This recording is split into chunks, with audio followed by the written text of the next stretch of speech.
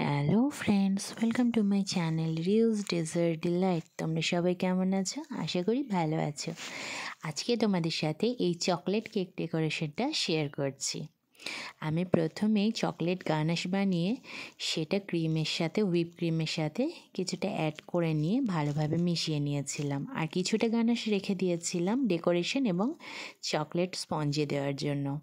আর তোমরা দেখতেই পাচ্ছ আমি প্রথমে কেকের স্পঞ্জটা শোক করে নিয়ে তারপর তার মধ্যে কিছুটা করে চকলেট গানাশ দিয়ে দিচ্ছি, আর তারপরে চকলেট গানাশ মেশানো হুইপ ক্রিমটা।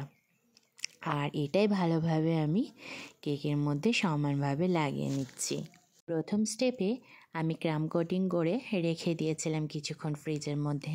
তারপর আবার আমি এটা ফুল ফিনিশিং দিই, চারিদিক সমানভাবে লাগিয়ে নিয়ে তারপর সাইডে একটু ডিজাইন করে দিই, আর তারপর উপর থেকে চকলেট গানাশ দিয়ে এরকম লম্বা লম্বা দাগ টেনে দিই। আর তারপর 1M নজল দিয়ে এই রোজগুলো বানিয়ে নিই এবং কিছু গোল্ডেন পার্ল দিয়ে দিই।